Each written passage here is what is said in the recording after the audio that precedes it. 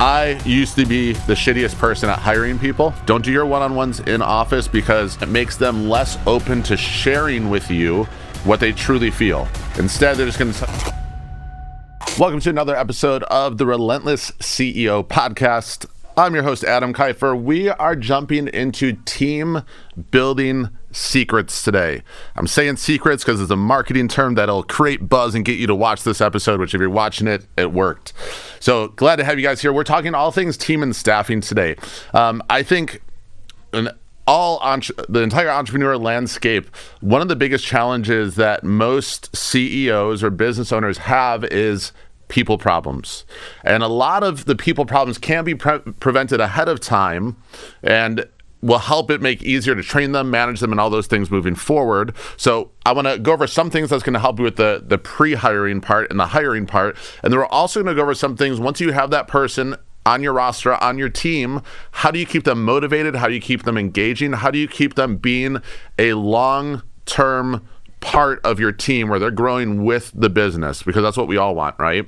So we're going to jump over 9 different strategies. I lied, 10 different strategies today on how to do this. And one thing I want to really hit home at the start of this, you can hire the perfect person skill-wise, someone that you feel like is the right values and everything. But one thing that you're going to always have a constant battle with is when personal problems start to move into the business. And this doesn't just happen for CEOs and entrepreneurs, this happens for your team members as well. Because if their personal life starts to become a mess, then all of a sudden their focus at work starts to suffer. And then all of a sudden, like, they're getting distracted more at work, or maybe their mood just isn't there where they don't feel like being productive. They don't feel like they have energy. So as we're going through these different tactics that you guys can use, I want you guys to keep in mind that we do have to work on helping them to build up as a person and not just as an employee. Because if we just see them as an employee, we're never going to help them really get all the tools and skills that they need on a personal level to help ensure that in the future, any personal problems that they're experiencing in their life doesn't get pushed over into the work area. And I'm going to be honest with you guys, I've had some great employees that we hired, and after time, they just could not control the things going on in their personal life. And I'm sure there's things we could have done better as well. But as a result, it started to affect their work. They started to be inconsistent with when they were working, started to be inconsistent with their productivity. Mistakes started to happen because they weren't paying attention to detail because they were distracted about whatever was going on in their personal life. And it's going to be something that's a consistent challenge that you face with every single person. So let's start with number 1, okay, which is you need to mentor your team on both a professional and a personal level. Before this podcast, Kelly was running a team meeting, and I had my door open. I was listening to part of it, and she started reviewing the core values that we have set up for our team, but then she spent time actually helping them to develop their own set of core values and what they're going to live by and what's going to help them feel happy and fulfilled. That's an example of mentoring your team on their personal life so that they can feel happier, more fulfilled, and have less issues in their personal life, which in the long run is going to help you as an employer to keep them happy and keep them as someone that's being an effective and a good result-driven employee. But the problem is a lot of us see them as employees, so we don't offer mentoring, or we don't have consistent mentoring, or we don't do it the right way. So I want to just share with you guys some of the ways that we provide mentoring for some of our team members at different in the different companies. And some of this is on the agency or mastermind side. Some of this is on the martial arts side. But I'm going to go through all of it so that way you can grab and take sort of what you want from this, okay? So number 1 is when you're setting up your meeting schedule. Kelly is so good at this. She crushed it for our agency. She made sure that all the meetings aren't the same. Okay, so I see a lot of people sort of fall into the habit where you have maybe 2 meetings a week with your team, and the structure and the agenda for both meetings is exactly the same, and then it becomes redundant really fast for your team. So a good example of this is at our martial arts school, we have a Monday and a Thursday meeting as 2 of our meetings with our staff leadership team. Okay, on Mondays, we're focusing more on like tasks and KPIs and making sure that we're all on the same page going into the week, and tying up any last minute details.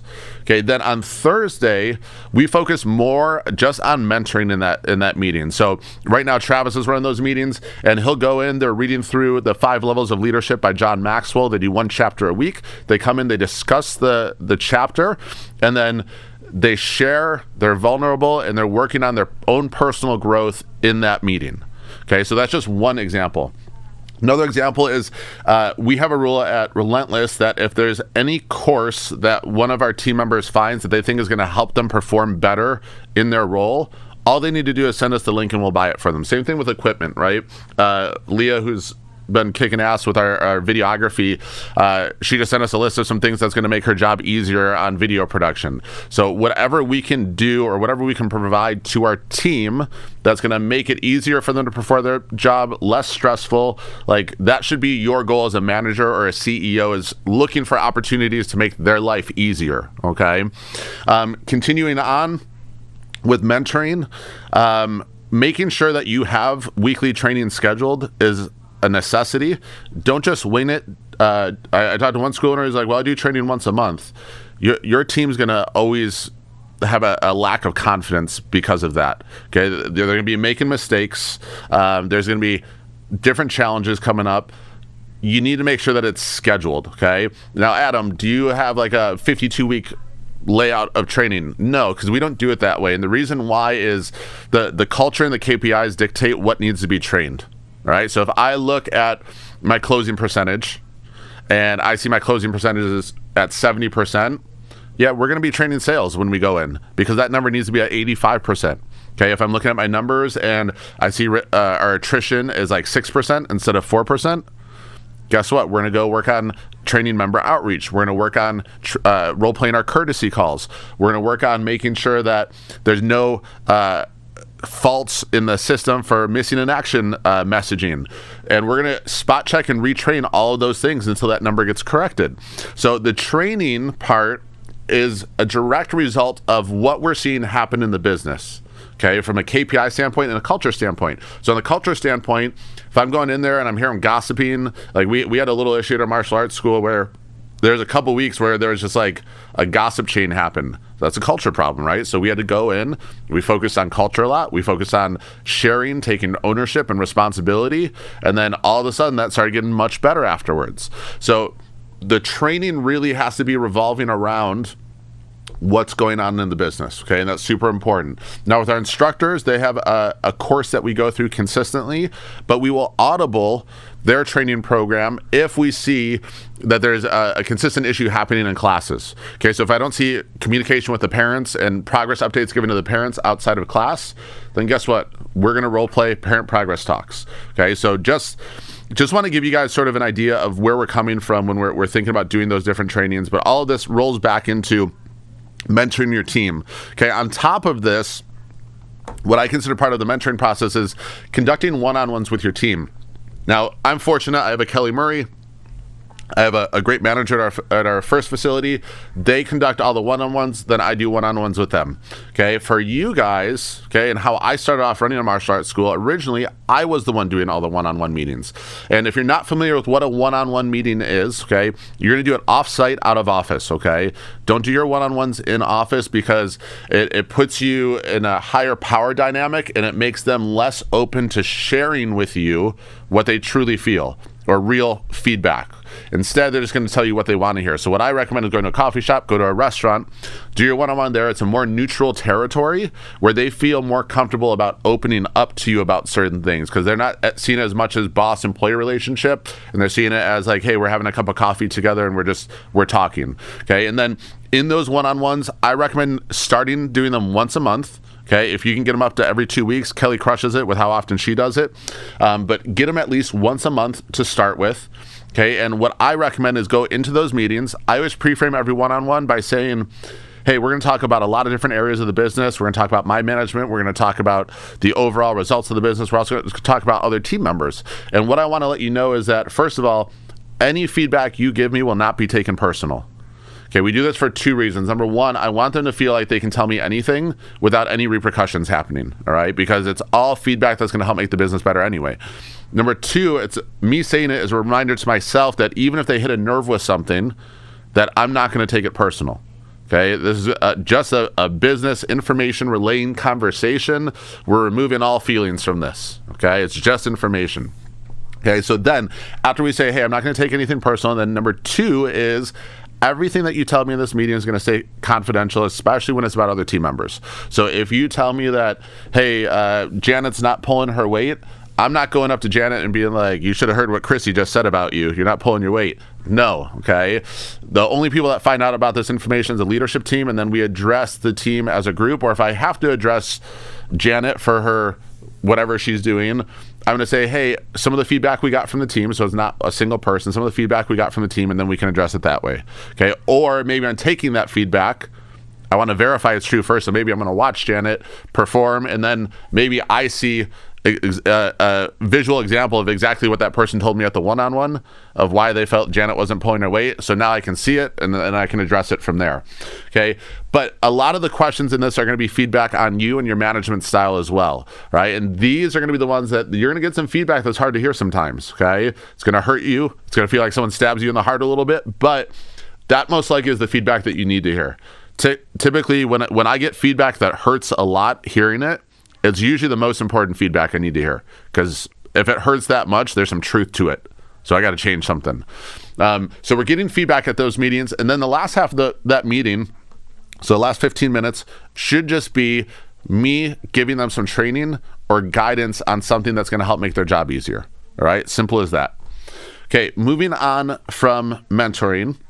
And if you don't feel like you're a great mentor for your person, for your manager, or for your team, find someone, hire someone to mentor them. Okay. I know there's a ton of school owners that hire us to mentor them as part of our mastermind, but then they also will hire Kelly to mentor the manager. So that way they have an outside voice of Kelly pretty much reinforcing everything that the CEO or the owner is saying to that manager as well. Next tip for you guys for making sure that you guys have a successful team is creating systems for communication. Probably the biggest problem I see across our entire industry when it comes to staffing is lack or inconsistent communication between CEO and the team or owner and the manager. And it's funny because I'll talk to the manager and I'll hear their perspective and they're just frustrated. And I talk to the CEO, they're frustrated. And then I find out that no one's on the same page. There's no streamlined process or systems for communication. Like the manager's pissed because their CEO is texting them after hours on the weekends when they don't want to even have to think about work. So a couple of things, guys. Number one, make it a rule for yourself that unless it's an emergency, you never text or call your team members when they're not at work. They don't want to think about work on the weekends. Let them have another life, okay? Just like you should get to have another life, depending where you are in your business, okay? They need a life outside of martial arts. They need a life outside of fitness. Do not be bombarding them with text messages. Here's what you do instead.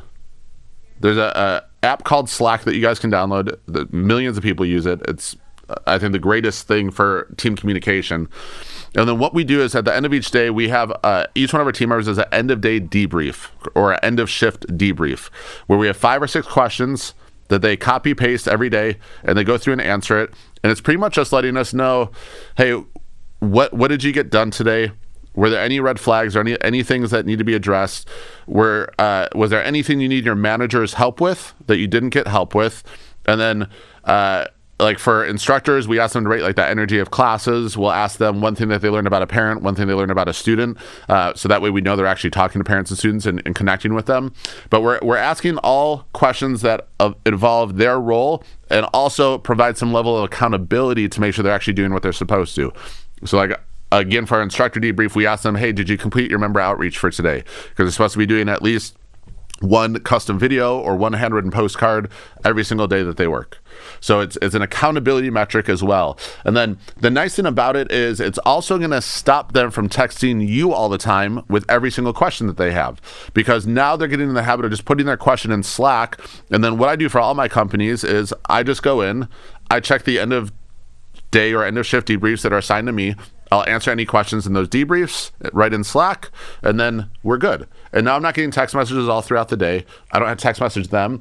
The other thing I like about Slack is if I'm up late working on something and I have a great idea that I don't want to lose, instead of texting it to my team, I'm just going to shoot them a message in Slack, because they can have their notifications off on their phone. They have that option, so it's not interrupting them.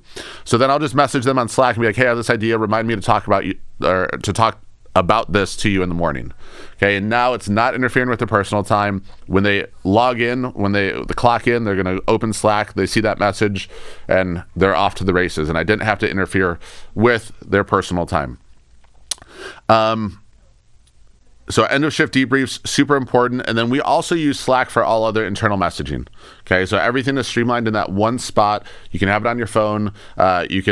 You put it on your computer. It doesn't matter, but streamline your communication that way. So that way your team's not getting stressed out about work when they're not there. And also you have a record of every piece of communication that's happened with your staff in one space. We used to use Facebook back in the day where we had a Facebook group. Terrible idea, because all of your staff will log into Facebook, forget why they logged in, and then just be like down the rabbit hole of content instead of focusing. So use this. It's not on a social platform, which makes it even better. Okay. Rule number three for team building secrets is teaching once does not equal training. Again, teaching something to someone once is not the equivalent of training them. I can't tell you how many times I talk to school owners or studio owners, and they say, I don't know why they keep messing up. And I'm like, they know how it should be done. I go, okay, walk me through the training. And they're like, well, I sat down with them. I went over how to do it, showed them exactly how I do it, and then told them to go practice. They didn't practice, and now they're sucking at what they're doing. I was like, you didn't train them. Okay, if training worked like this, you could teach a sidekick once and never have to teach it again, and your entire class has perfect sidekicks forever. But that's not life. That's not reality. So instead, we have to have some sort of process in place that's actually training them properly. So we have what we call a 3-phase approach to training. Okay, and it's going to differ on the time length based on what you're training them on. Okay, but phase 1 of this is making sure that you are teaching and they are learning. Okay, they're not actually doing anything themselves. Now, if this is like a role replacement, if you're trying to replace yourself as the manager of your school or the head coach of your instructor, then I would do this as a 90-day project where each phase is 30 days. So for 30 days, you're just teaching them. They're not allowed to lead anything. They're not allowed to actually do it by themselves. Okay, they're just shadowing you for 30 days. All right, and then phase 2 is doing it as a team. So they're not doing it on their own with you supervising them yet, but phase 2 is you do everything together. So you're running meetings together, or you're running trainings together, or maybe you're teaching classes together where they do a section, you do a section, they do a section, you do a section. Okay, but whatever it is that they were trained on for the first period of time, the phase 1, and phase 2, now we're doing it together. Okay, because when you're doing it together, what happens is they're not going to feel super confident yet, so they're going to do it. You're going to build them up. You're going to give them good praise afterwards. And then they get to see you do it immediately after. And then they do it. They'll correct some things just based on watching you and hearing you. And then they see you do it and they pick up something different from it now. Okay. And when you do this for 30 days, okay, you're going to have a much better chance of making sure that they are doing things with the expectations that you want them to. Okay. And then phase 3 of this, okay, is where they lead, and you supervise. This is the phase that every school owner misses. They think as soon as I've seen them do it with me, that now I can step away and I don't need to supervise ever again. And then what happens is results for the first couple weeks after you step away, still good, right? Or maybe they're trending up. But then all of a sudden, you're not supervising, you're not giving them feedback anymore, you're not actually coaching them, and then all of a sudden the results and the progress starts to dip down. And then all of a sudden we start blaming that employee for not pulling their weight instead of actually thinking, hey, did I actually supervise them long enough? Did I spot check them on this? Did I give them feedback? So 3-phase approach for whatever you're training on, right? And again, length of time will differ. If it's something like inputting memberships into your software for your admin position, okay, I would probably still even do where I'm doing 2 to 3 weeks, okay, or 4 weeks of doing it, and then they're watching me, okay, and then I'm going to spend another 2 to 3 weeks where I'm doing it with them and coaching them through it. So I'm pretty much looking over their shoulder while they're doing it.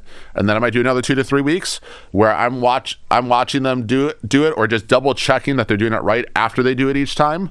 Okay. And then from there, now I'm going to give them the freedom to do it fully on their own. But that 3-phase approach will really help you guys to make sure that you are actually training and not just showing them once and having false hopes after that. All right, next. This is something I was terrible at for the longest time. Empathy. Okay, as a leader, we have to develop the empathy muscle. Okay, and for me, this was extremely hard because I've had different mentors in my life, and one of the bosses I worked for, they were just like zero empathy for anyone. Like, it doesn't matter what your need to be off was. It doesn't matter what's going on in your life. They only care about you working for them. And being in that culture for so long, I started to develop that same muscle with the team that I was coaching, where it's like, if you fucked up, we're like, hey, why the hell did you make that mistake? And I started like getting upset at them and getting mad at them. And I wasn't doing what I needed to, giving them feedback. I wasn't doing what I needed to in the training. And thank God I learned how to fix a majority of this, not all of it yet, but I learned how to fix a majority of that. And I really had to focus a lot on developing empathy. And it actually took an employee calling me out on it when we were doing a one-on-one. They're like, you know what? You have zero empathy. You give no shits about what is going on in anybody else's life except yours and your business. And then at the moment, I was like, well, that's not true. Fuck you. And then every single day I'd be in my car driving, and I was like, was there truth to that? Was that an accurate statement? And then as I started to like think through just different interactions I had in my life, I was like, it is true. I don't have empathy.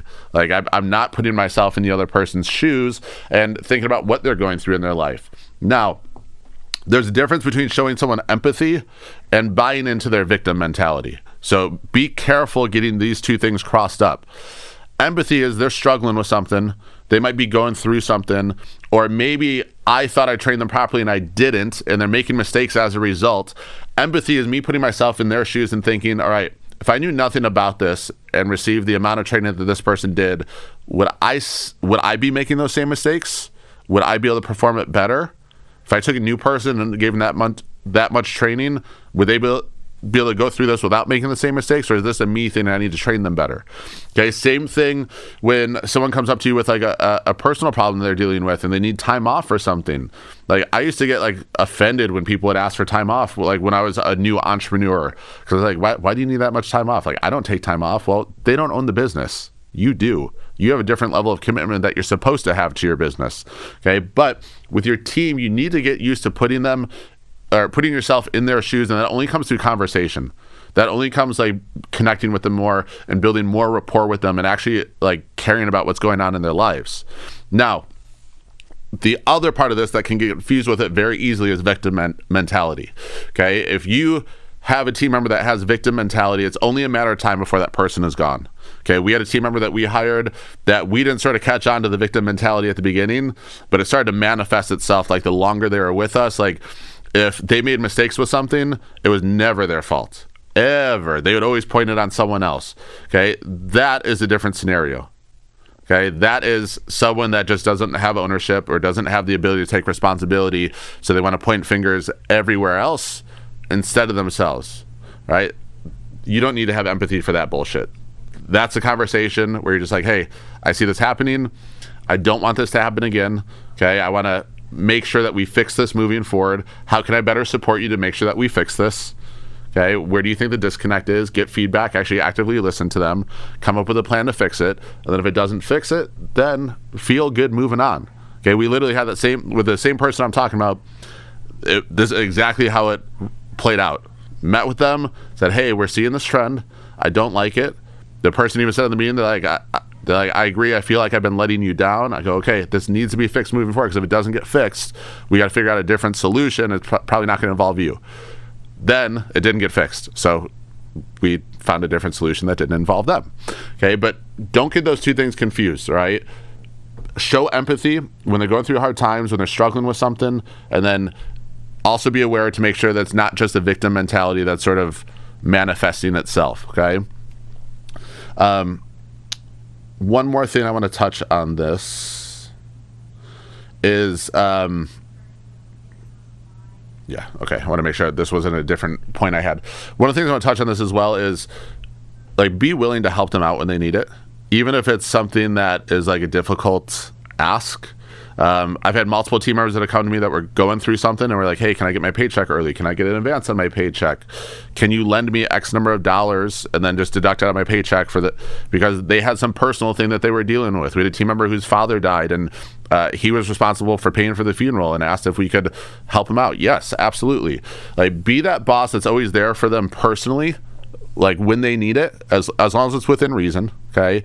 And you will see like the loyalty manifest itself in a completely different way when they know that they can be reliable, and you show them that you have empathy in those situations for what they're going through. I always think back to like when I had no money, when my wife and I were like struggling to pay bills. Okay. And I think back to that version of Adam, and I was like, all right, if that version of Adam was in the same predicament, like, how would he want his boss to respond? How would he want the CEO to respond to that situation? Okay, so think about you and your most desperate version of yourself when you really need someone to help you. Okay, and then think about how you'd want your boss to respond in that situation. And 9 times out of 10, that's the way that you should be responding to your employees when they're going through those situations. Make sense? All right, moving on. Create intentional culture in your business, or it will unintentionally create itself. So one more time, create intentional culture within your business, otherwise it will unintentionally create itself. So what does this mean? You need to have core values, first of all, okay? And not only do you need to have core values, you have to have core values that the team embraces and that the team knows and that they understand. I have core values in all of my businesses, but I made a mistake. I was not talking about them enough. Okay, I was not being like the good finder, pointing out like when someone's showing we over me mentality. Okay, or when I see someone like going above and beyond and doing stuff outside of their scope, I wasn't pointing it out and be like, hey, that's the we over me mentality that we're looking for, right? Or like we have results over promises for the agency. Okay, I wasn't doing a great job pointing that out, of saying like, hey man, like we promised them X number of dollars per lead, you're half that. Keep kicking ass like that. Way to go. So as a result, my team didn't have core values on top of mine. So I went into the martial arts school and ran a meeting a couple weeks ago, and I said, hey, $100 cash to the first person that can tell me all 5 of our core values, word for word. And they're like, we over me. That's the shortest one, so it's pretty easy. And they're like, something about friendly and cleanest place in town. And they got like 2.5 of them. That was the most anyone could get. And was I mad? Absolutely, at myself, because we weren't talking about our core values enough to make it impactful. So core values are great once you have them, but you need to talk about them consistently. So now all of our team meetings, we start just going through our core values. And then a couple things that we added to this is, number one, okay, at our martial arts school, we do a monthly like vote at the end of each month where the entire team votes on which team member they thought was upholding the core values the best the last 30 days. And then we give that person $100 cash or $100 gift card, however you want to do it. We give them a $100 gift card for being the one that completely embodied all of the core values of the business. When you start doing things like that, all of a sudden everyone starts paying attention more. Okay, and you'll see a culture shift as a result. And maybe you're not in the position to do a $100 gift card, but maybe do a $50 gift card. Or maybe you're like, hey, I'm going to take, maybe not take them out to dinner, or maybe you're going to pay for them and their spouse to go out to dinner somewhere. Whatever you guys want to do, but create an intentional way to reward when you see people going over culture.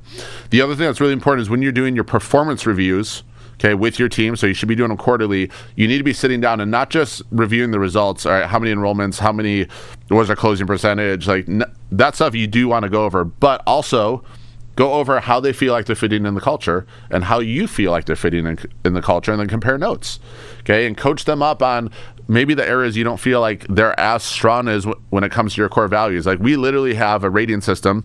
So we have our 5 core values, and we're doing our quarterly reviews. We go in and we rate them 1 to 5 in each one of those core values and how they actually uphold those core values in the business.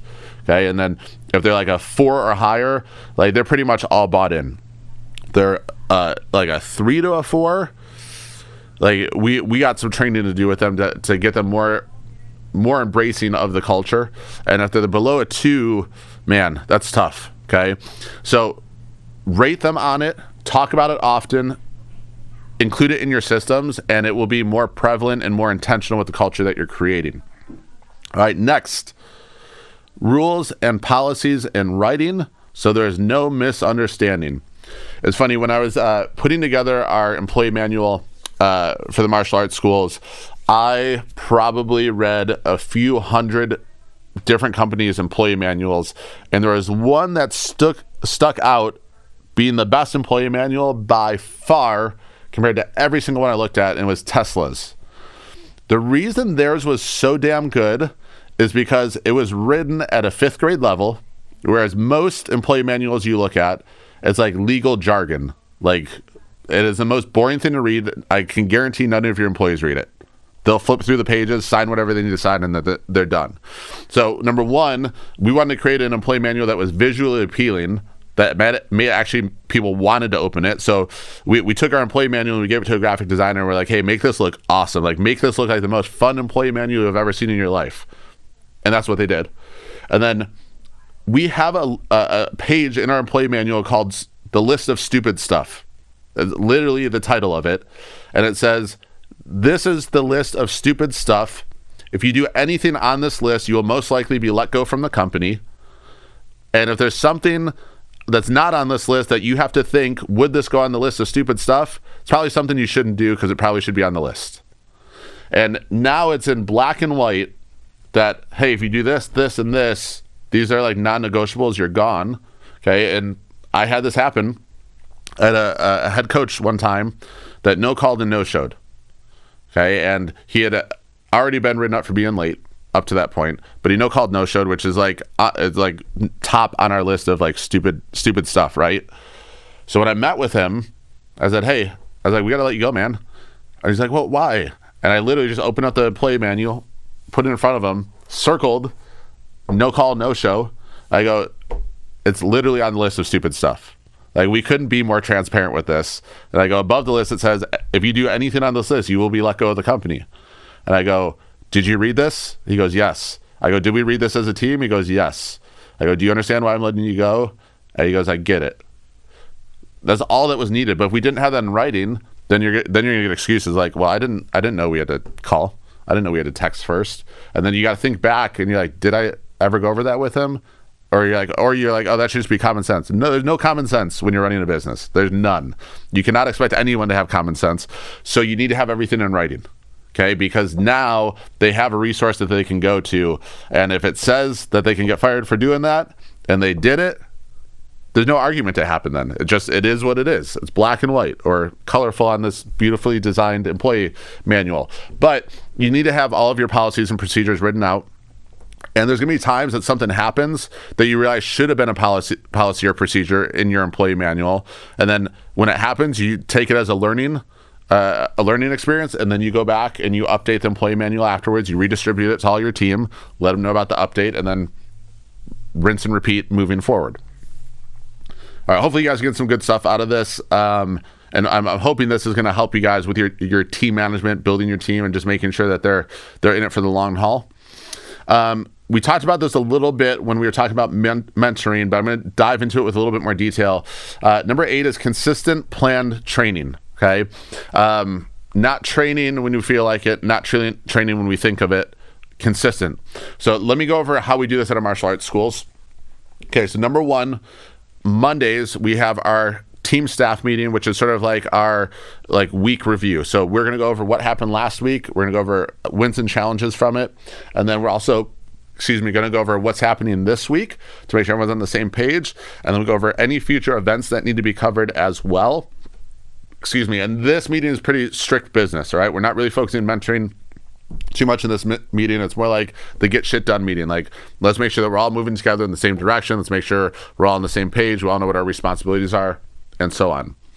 Thursday, this is the mentoring meeting. So we have our leadership team comes in every Thursday, and we go through a book until it's finished, and we pick up a new book, and it's all stuff that's going to help them both on a personal level, but also with their job. Okay, so 5 Levels of Leadership by John Maxwell is a great one. Self-Aware Leader by John Maxwell is actually my favorite one. Travis loves five levels of leadership. Another one that are ideal team players, another great book to do with your team. God, what was the one that they absolutely loved? I'll think of it. I'll get it by the end of the podcast. We'll see. If not, we'll put it in the notes of the podcast. But we pretty much pick different books that are going to help them with different things, whether it's emotional intelligence, whether it's leadership, whether it's supporting their team better. We're going to focus on all of these things. Maybe it's just focusing on like building up their mindset and helping them to build more resilience within their mindset. Maybe it's going to help them with problem solving. But we do a chapter a week. Everyone has to come with written notes to the meeting. Okay. And then we just go and we share our takeaways. Now, what you don't want to happen is you don't want them just to write a book summary. Okay, you don't want them to write a summary of the chapter. It's not school. What we want to know is, what did they take away that they feel like they can apply to their personal life from this chapter? And there's no right or wrong answers. We just want to hear what they think they can get out of that. And then we go around and we share that. And then whoever's facilitating the meeting is going to ask questions to help them just pull more out of them on their takeaways and how they think that would affect. And then Travis is so good at facilitating this. Okay, if, say, Coach Gabe gives an answer, he'll be like, all right, I get it. And he goes, Rudy, do you agree with that for him? And then he'll start actually asking the other people in the group to get perspectives from other people besides Gabe. And for Gabe, this is important. Here's why. Because now he's hearing other people's perspectives on how we can make them better. Right? And we're going through around and he's hearing it from all these different people. And now he's got a really good perspective of how he can better implement that, or maybe use that to become even better in his role. So that's awesome. I almost think that we should record one of those staff meetings and put it up as a podcast episode. I think that would be fun. Ooh, maybe we'll do that next week. I might send Leah to go do that. But yeah, let's plan on filming one of those and we'll upload it for you guys so you can see it happening in real time, because I think that would be very eye-opening for everyone. But yeah, you need to have like that consistent training. And then also just getting your team to ask the right, you have to ask the right questions to get them to respond the right way. Okay. And it's funny, like, I've talked about this before on the podcast. Travis and Kelly refer to me as deep questions sometimes. Same with my wife, because a lot of times we're like, all right, guys, deep question. I'll just ask a question just because I'm trying to, number one, find out motivation. Number two, I just really want to generally learn more about how everyone thinks and processes and all of those things.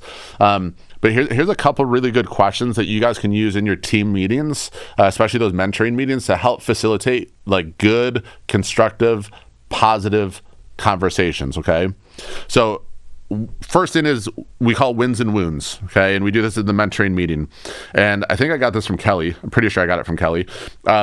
Basically everyone in the team goes around and they talk about themselves. What's one thing that you're proud of from the last 7 days that you did? Okay. So everyone shares that. And then for wounds, you have to share one mistake you made or one thing that you could have done better in the last 7 days. So here's why I love this. Okay. Number one, it's teaching them to celebrate themselves for the good things that they're doing and the progress that they're making. And they're getting to actually self-actualize that progress. Number two, it's teaching them ownership and responsibility. Okay, we had a team member that I knew needed to take ownership. And it wasn't going to work if I just went up to this person and was like, hey, you're fucking this up. You need to own this to the team so that they rebuild their trust in you. That wasn't going to work just with the way this person receives information and communication. Not going to work. So we did wins and wounds for the first time. On the wound, this person took complete ownership of what they'd been messing up. And the cool thing was they did it in front of the entire team. So they owned their shit in front of the entire team, and the entire team just needed to hear that to regain trust in this person, because they felt like this person wasn't pulling their weight like they should. And guess what? The reason why? They had a personal shit show going on in their life that started to interfere with how they're performing at work. And we talked about this at the beginning of the podcast, right? But that taking ownership in front of the team elevated that person in front of the rest of the team. Okay, and us, when we're facilitating these meetings, you need to give your wins and your wounds as well. Okay, when we went through this, I don't even remember what my win was at the time. Oh, I do. I can't share it yet because it's top secret right now, but you guys are going to love it. But something we're working on behind the scenes. But the wound was I was not problem solving or helping problem solve for the martial arts school at the time like probably for that last month or two, like I was for the rest of my businesses. Because I sort of let Travis go there and lead the Thursday meetings because he was super excited about it. But in that transition, I wasn't there supporting them as much as I had been in the past. So my wound that I shared was like, hey, I need to support you guys better.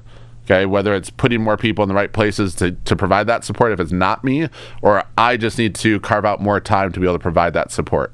And that was my share to them. And I went first with wins and wounds because I wanted to share probably what I knew that they were all thinking as my wound and own up to it so that they would feel more vulnerable sharing what they needed to fix.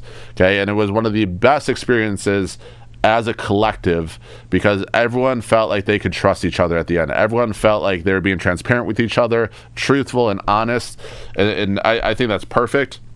The other one that I think is a really cool drill, and if you're running a meeting and you want to start with this, I would start with wins and wounds or start with this question next time. It's pretty deep. Okay, so we went around and we said, hey, if you could give everyone in this meeting one gift, but it's intangible. So one intangible gift, okay, what would you give each person? So you have them write down a list of all the other names in the room. So everyone has everybody else's name on a piece of paper. And then next to it, they're going to write down what's an intangible gift. And it could be like a skill, it could be a mindset, it could be a feeling, okay, but something intangible you're going to give them that's going to make them a better person, better human, better at their job, feel better, whatever it is, but it's a gift. Now, here's the cool thing. We are pre-framing this whole thing as we're gift giving. We're not criticizing, right? So I'm giving you a gift because I want to see the best version of yourself. I want you to grow into that beautiful butterfly and not be an ugly caterpillar. So we're giving gifts. So we went around and we said, Dream, I would give you this gift. April, I'd give you this gift. Gabe, I'd give you this gift. And we went on and everyone gave those gifts. And the cool thing was there was emotional responses happening immediately. There's people crying, because it was like deep down they knew that they needed to work on that. They knew that they needed to get better at that, but there is no one in their life honest enough to tell them that. So as soon as they started to hear it from other people, they started getting validation of, I do need to work on this. I do need to get better on this. And then the improvement and the results that we saw in the weeks after doing that for the first time, phenomenal. Just the amount of personal growth we saw in the team there. So for you guys, I encourage you to do the same question with your team. Hey, if you could give everyone in this meeting one intangible gift that's going to make them a better person, make their life easier, or make them feel better, what would you gift them? It could be a skill, it could be a feeling, it could be a mentality, it could be a state of mind, okay? It could be experience. Like, what would you give them?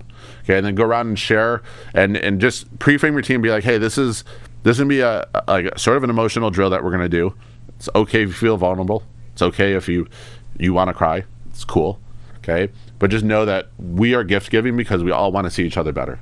We all want to see each other get to the next level, because I know if you go to the next level, it's going to motivate me to go to the next level. And if you go to the next level, it's going to motivate her to go to the next level. And just have that candid conversation. And these are just those two things alone. They're not getting any interaction like that with any previous boss they've had. They're not getting any interaction like that with anywhere they've ever worked. And I guarantee anywhere else they work in the future, they're probably not getting that same level of interaction. You're making a difference in their life, not just work life, like personal life. All right, next. Oh, consistent training. Hold on, we got more still. I'm not leaving yet. All right, so Monday we have the Get Shit Done meeting. Thursday we have the mentoring meeting. Okay, and then Saturdays, once a week we have our instructor training. Okay, and that's just an hour of role-playing drills, curriculum review, communication drills, all of that. Okay, so that's 3 meetings we have a week, or 3 trainings we have a week, and then we do 1 monthly 2 to 3 hour boot camp. The time is determined by how classes are looking. Okay, so if I feel like class quality is dropping, we're doing a 3-hour training instead of a 2-hour training. Okay, if class quality is looking good, okay, interaction is good, attrition is good, it's 2 hours. So part of the reward for having 4% attrition is we only do 2-hour boot camps. Okay, but if attrition jumps up, we're gonna do a 3-hour boot camp. Okay, because we got to fix some things. We got to make some things better and improve. All right. Number 9, hire right the first time. Okay. I used to be the shittiest person at hiring people because I would hire the same type of person for every role. And here's what I mean. when I didn't know what systems or questions to ask or what to follow or really how to hire people, I always hired people that I just wanted to hang out with. It doesn't mean that they were good employees. It doesn't mean that they were good culture fits. Doesn't mean they even had the right skills. Okay, but I was like, if I felt like I could hang out with them, I would convince myself to hire them, that I could just train them up on whatever we need to later or fix whatever we need to do later. That's a terrible way to hire people, like the worst. Don't do that, okay? So here's what I recommend, right? And I just had a conversation with Zach Horn, one of our clients, about this last night. Hire for your weakness first, okay? So if you don't have a team right now and you're like, man, where do I start? If your skills and qualities are teaching martial arts and that's like your rock star superpower, don't hire an instructor first, hire an admin first. Okay, hire someone that's going to be detail focused, that's going to help you stay organized, that's going to answer the phone, follow up with leads, sell memberships. Hire that person first so you can keep doing your superpower, right? Where a lot of people make a mistake is they hire a clone of themselves. Okay, but then you have two people good at the same thing, and all that other stuff, all your weaknesses are just like losing you money constantly or losing you students constantly. So you have to hire your opposite first, okay? I think part of the reason Travis and I are so great business partners is I'm like systems, like all the way, and that's my focus. He hates systems, or systems and marketing is my thing. He hates systems. He doesn't like doing marketing himself. He'd rather outsource it, but he is so good at like the people side of things and having the hard conversations and that side of things. It's the exact same reason why I work so well with Kelly. Kelly is so great with people, details, organization. Like if there's a people problem, 90% of the time she doesn't have to bring it to me. She just handles it. Like that's what she's so good at. I'm not the greatest people person. I'm so introverted that like I overthink every conversation that I have to have with a person. Doesn't mean I don't have hard conversations with people. It just means it's more energy for me to do it. It's not my superpower. Okay, my superpower is more in process creation, vision, strategy, marketing, systems. Like that's where my lane is, and I know that. So Kelly was a no-brain hire for me because I was actually like, she does everything that I hate doing at the highest level possible. There couldn't be a better hire. So for you guys just starting off, hire your weakness first, okay?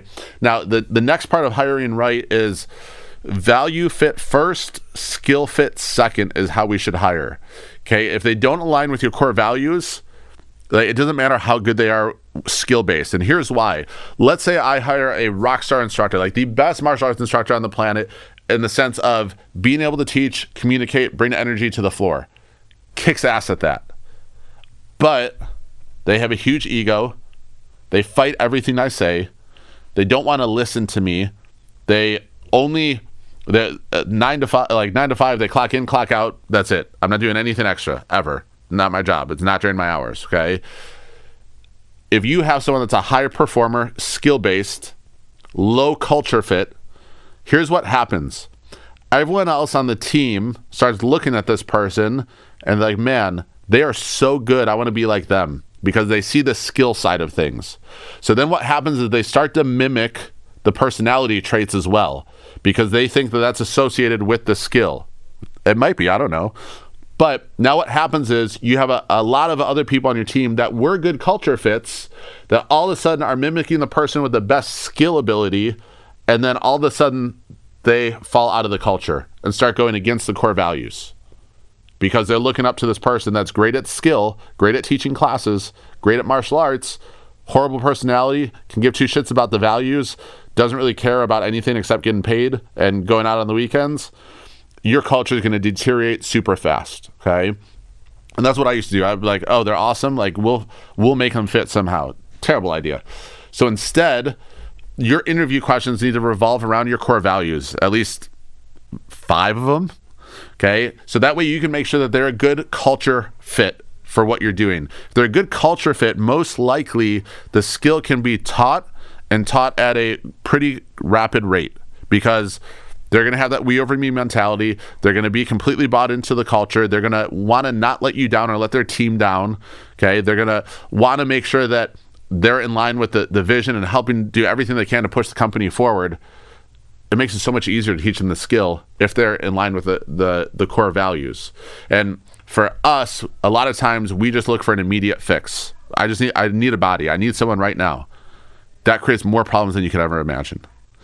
Be patient with your hiring. Find the right person. Don't force it. Okay. A lot of you guys trying to force the square block in a round hole. Like, you're just trying to get it in there because you feel like it's an emergency and you need to hire them right now. No, you need to wait. Because here's what's going to happen when you do it that way that I just said. You're going to hire the wrong person because you need a Band-Aid solution. That Band-Aid solution creates more problems. You're going to have to end up firing that person after you just spent a bunch of time training them. And now not only do you have to hire and train a new person all over again, but you also have to go back and fix all the new problems that were created by having the wrong person in that seat in the bus. And you're just like digging yourself further down into a hole. Okay, instead, hire culture first, skills second. Make sure that they're a good person. Make sure they align with the values of the company. Okay, for us, one of the things that helps with this is in our job postings, we put our vivid vision. And you've heard, there's a whole podcast episode I do on this, so go watch it.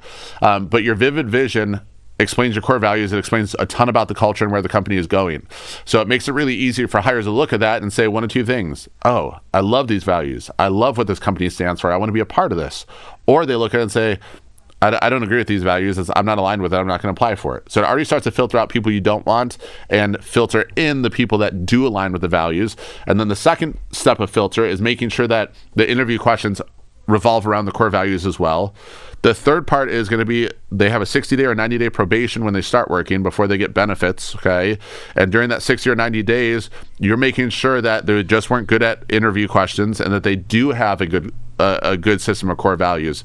The other thing I would add into your hiring process is making sure you social media stalk them before you offer a job ever. We've had people who've been really good at interviews, and then we look at their social channels, and it's an instant glaring red flag that they were just good at answering questions that none of their values align with the values of the company. Okay, and we've seen this multiple times. We had people coming for an interview that looked awesome in the interview. They looked professional, sounded great, answered the questions, and then like you go to their like Instagram page and they're like doing drugs with friends at a party, and you're like, whoa, that's not what we didn't get that vibe when we talked to them. You won't believe the crazy shit you find out just by doing a little research on Instagram, Facebook, and TikTok for that potential hire. And it's really easy to find with some simple Google searching, okay? So social media stalk them all the time before you offer a job so that you can see, hey, are there any red flags that come up that don't align with the way this person answered the questions in the interview? Okay, so just put those things in place. It's going to help making the hiring better. The last sort of thing I'll give on this is a lot of business owners are hiring without actually having roles and responsibilities listed for the job or position they're hiring for. That's going to go horrible. You need to have a written list of like, hey, these are the responsibilities that we expect you to take up in this role. So that way they can look at it and be like, well, I don't want to clean bathrooms. So get that out of the way now. If you hire them with no list of responsibility and then they have to find out they have to clean bathrooms, they're either just going to hate their job or they're going to end up quitting anyway. So have that list of roles and responsibilities. So that way also there's no surprises down the road. They can never say like, oh, I didn't know that was part of my job. No, you did. It's in your list of roles and responsibilities. Okay. I've even had it where when we did a performance review with one of our team members, I printed off the roles and responsibilities. I brought it to the meeting because there was like 7 of those things that they were dropping the ball on consistently that we talked to them about. And I pretty much just slid over in front of them. I go, hey, this is what we went over when we hired you.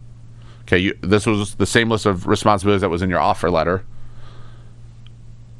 If we look at this list, there's 15 responsibilities and you're only doing 8 of them, and you've been here a year. Like, we got to fix this. We got to work on some shit right now. Okay, it makes it really, really easy to hold accountability when you have that list as well down the line. Okay. Number 10, pay them well and reward them for results. Okay, let's start with paying them well. Oh boy. All right, our industry is so cheap.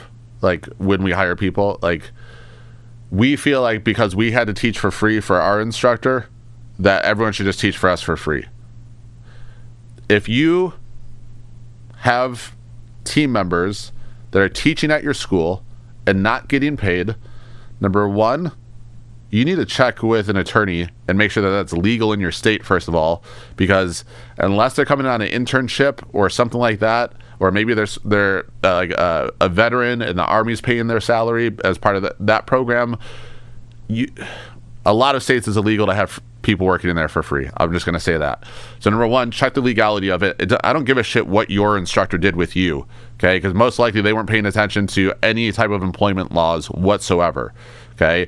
If you want to make sure that your business is secure and your family's future is secure, you need to follow the law in your business. So stop having people teach for free, okay? Secondly, you can't hold them accountable if they're teaching for free. What are you going to do, fire them? And then they're still not getting paid? Like, what's the alternative? If they start making mistakes or they start doing things that are against your culture, how are you going to hold them accountable if you're not paying them? Craziness. Okay. I'm going to keep going with this. You need to pay them an amount that makes them excited not only to work for you, but to keep working for you. I always sort of have this rule of thumb where I want to pay my people enough where they feel like they can go brag to their friends that they're making X number of dollars doing what they love for a living. I think that's awesome. Okay, and then to sort of go with this, one of the things that we like to ask too at our quarterly performance evaluations is, hey, how do you feel with your hours right now? How do you feel about your pay right now? And just get feedback on that, because now you're going to find out, like, let's say they're at $18 an hour and they want to be at $20 or $25, whatever. They're going to tell you that, and you're like, awesome. I might not be able to do that immediately, but now that I know where you want to be, I think that we can come up with a plan to get you there in the next however many days, months, whatever. Okay, and now you know that that's something that's important to them, and you can work on coming up with a plan to get them there. Okay, maybe it's they have to perform better in a certain area of the job before they're ready for that. Okay, or maybe you want to see them take on another responsibility to earn that pay raise. Whatever it is, at least you know that that's on their radar now and on their mind. So many of us are afraid to talk about pay because you're like, oh, I don't want to pay out any more money. I don't want to give away more money. Well, you're going to be giving away a lot of money when your students start canceling because you don't have a big enough team to support your students, right? So have those conversations now, okay, and then come up with a plan when that comes up in those conversations about how we can get you there, right? And maybe it's like, hey, we need to elevate your skill to do this first. We have a 90-day process to train to help get you there, and then we can reevaluate after those 90 days. But come up with a plan for them to get them there, as long as it's like a realistic thing. But pay them well. Your team members deserve to be able to earn a living, not just a paycheck. Like, they should be able to provide for themselves. They should look at what the rent is in your area. Look at what houses are going for in your area when you're looking at your pay. Like, I've heard horror stories for so many instructors about like them having to live in their car, them having to get like 7 roommates because they couldn't afford rent in their area because they're getting paid whatever. I just had a guy reach out to me that's looking for a job. And he works for a martial arts franchise. I won't say which franchise, but he works for a martial art franchise. And he said, hey, he's like, I just need your advice. Is this normal for our industry? And he goes, I'm working, I think he said 25 hours a week. I might be off on that. He goes, I'm working 25 hours a week. Well, I'm scheduled for 25 hours a week. He goes, I'm working 30 or 40. And he goes, I'm getting paid $1,200 a month. And I was like, I hope that's not normal for our industry. Is that normal for our industry? $1,200 a month, and he's working. Let's do the math on this, just for fun, for shits and giggles. Let's say it's 25 hours a week. Let's just say it's only 25. Times that by 4.3, which is the average number of weeks in a month. So it's 107 hours a month, 107.5, right? We take $1,200, divide it by 107.5. He's making $11 an hour. $11 an hour. And here's the best part. This school owner wouldn't put him on payroll, only wanted to pay him as a contractor because he knew he could pay him less than minimum wage if it was just a contracted amount for a set work. Here's why that's illegal. In this person's state, in order to be listed as a contractor, and this is for a lot of states, you also have to be showing that you're doing that same work for other people. So for example, like a contracted graphic designer, okay, usually they have a bunch of different clients they're constantly working with, okay? And they're allowed to be a contractor that way because they're not just doing it for one company. For most states, if you are hiring someone as a contractor, you will need to prove at some point that they're also doing that same contracted work for other people. Otherwise, it can become illegal very fast. So there's multiple things wrong with this whole pay scenario of what this guy brought to me. So I broke it down. I said, let's say you work 25 hours. You're making $11 an hour. You could go work at McDonald's and almost make double that. And it's McDonald's, but at least you're getting paid more. And this guy was retired, so he didn't need to completely rely on this money, but he was definitely getting taken advantage of at this school. Like, and this goes back to why I think poaching martial arts instructors, poaching admins, poaching any team member from another martial arts school is 100% ethically okay to do, because you have assholes like this guy paying someone $11 an hour, $1,200 a month. It's a grown fucking man to teach at a martial arts school. Someone please poach that dude.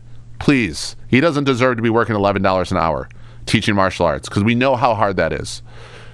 This is a rampant problem in our industry. And I'll be the first one to say, if you are a martial arts instructor in this industry, you feel underpaid, you feel undervalued, the school owner, the CEO is pulling some bullshit like what I just talked about, please shoot me a message. I'm not going to out the school owner. I will do my best to find you a job teaching and still doing what you love, whether it's for me or whether it's for a great leader and CEO of a different school that I know you will enjoy working for.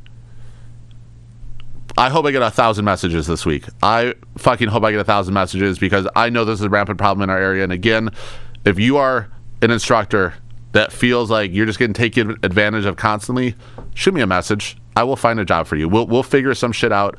We will connect you with whoever we need to connect with you to get you the right opportunity. But remember, we're connected with probably a couple thousand martial arts schools at this point.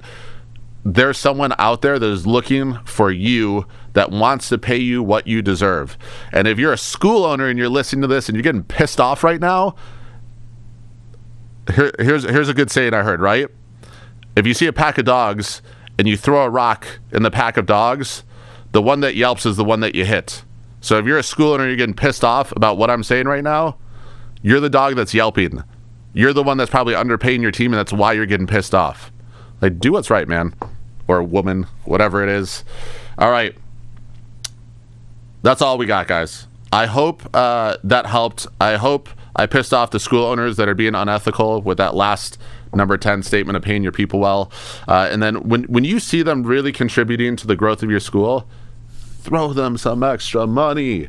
Okay, reward them with it. Okay, bonuses. I'll touch on this real quick just before we sign off.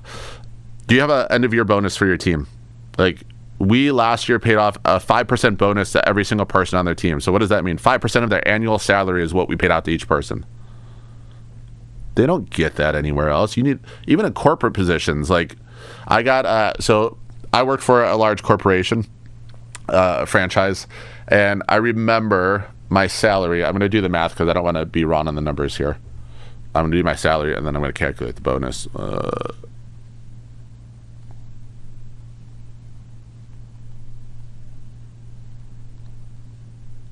Okay, so I got a 3% bonus for when I was with this company, an end of year bonus, and I was probably wearing 14 people's hats when I got that bonus, and I was still super grateful for a 3% bonus of my annual salary. Okay, it would have been awesome if it was more, yeah, absolutely, but I was grateful for that because I didn't expect it. Okay, that's what made me grateful for it. So even if you've never promised end of year bonuses, surprise and delight your team. Okay, they will love you for it. They will be so loyal. You're going to make their holidays better. You're going to make their end of year better. Okay, find a way to give out that bonus. Now, maybe your payroll is tight. You don't have a ton of revenue coming in, and you can't do 5%. That's okay. But surprise them with something. Give them something, not the Jelly of the Month Club, but give them something at the end of the year that is valuable. Don't give them fucking t-shirts with your school logo on it. They don't want that. That's not helping them in life. Give them cash. Give them a gift card somewhere. Give them something that they're actually going to love to use and are actually going to make a better end of the year out of it. But cash is king, so do cash if you can. hopefully you guys got some good tips and strategies from today. I also just want to say this, guys, if you ever have a question on anything I talk about on this podcast, please shoot me a DM, okay, whether it's Facebook or Instagram, TikTok, wherever you follow this.